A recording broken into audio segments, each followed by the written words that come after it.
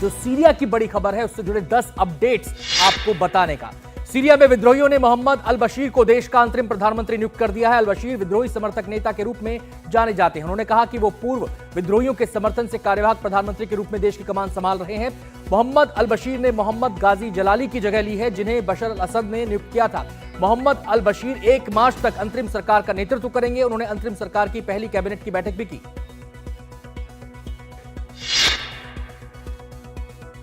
Syria में ताबड़तोड़ हमलों के बाद इजरायल के प्रधानमंत्री नेतन्याहू ने कहा कि हमले इसलिए किए गए ताकि सीरिया की सैन्य क्षमता को जिहादियों के हाथ में जाने से रोका जा सके। साथ ही नेतन्याहू ने कहा कि हम सीरिया की नई सरकार के साथ मिलकर काम करना चाहते हैं, लेकिन अगर विद्रोहियों ने सीरिया में ईरान को फिर से स्थापित होने दिया तो इजरायल करारा जवाब देगा। इजरायल ने सीरिया के 200 से ज्यादा ठिकानों पर मंगलवार को हमले किए थे। सीरिया के हालात को देखते हुए केंद्र सरकार एक्शन में आ गई है। केंद्र सरकार ने सीरिया से 75 भारतीय नागरिकों को निकाला है। विदेश मंत्रालय ने कहा कि सभी भारतीय नागरिक सुरक्षित रूप से लेबनान पहुंच गए हैं। वहां से वो कमर्शियल फ्लाइट से भारत आएंगे।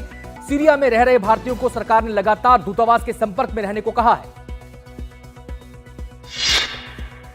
सीरिया के मशहूर रिसर्च सेंटर भी इजरायल के हमले में तबाह हो गए। इजरायल को शक था कि इस रिसर्च सेंटर में केमिकल हथियार बनाए जाते हैं। ड्रोन से ली गई तस्वीरों में तबाही साफ देखी जा सकती है। इजरायल के रक्षा मंत्री ने कहा है कि हमारे हमले में सीरिया की नेवी को काफी नुकसान पहुंचा है। उन्होंने इस हमले को बड़ी कामयाबी बताया और कहा कि सिक्योरिटी रिस्क को कम करने के लिए यह बहुत जरूरी था। साथ ही उन्होंने कहा कि जो भी बशर अल असद के रास्ते पर जाएगा उसका अंजाम भी असद की तरह होगा।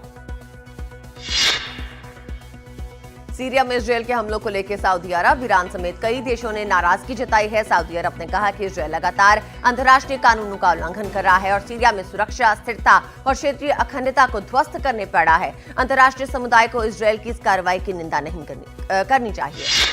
इराक ने इजरायल के हमलों पर कहा कि सीरिया की संप्रभुता और क्षेत्रीय अखंडता की रक्षा हर कीमत पर होनी चाहिए। संयुक्त राष्ट्र को भी इसकी निंदा करनी चाहिए। कतर ने भी सीरिया में इजरायल के हमले को खतरनाक घटनाक्रम माना और कहा कि अंतर्राष्ट्रीय कानूनों का सरासर उल्लंघन है।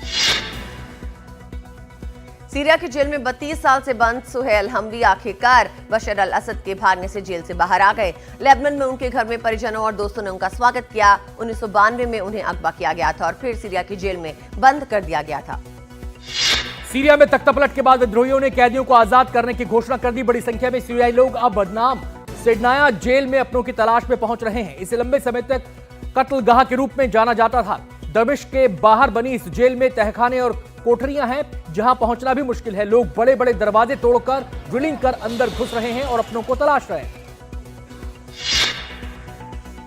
सीरिया की राजधानी दमिश्क में हालात अब सामान्य होने लगे हैं। लोग बशर अल असद के भागने का जश्न मना रहे हैं। दमिश्क में लोगों ने कहा कि अब हम आजादी से बोल सकेंगे और नौजवानों को बेहतर भविष्य मिलेगा। दमिश्क में रविवार को लगे कर्फ्यू में भी ढील दी गई है।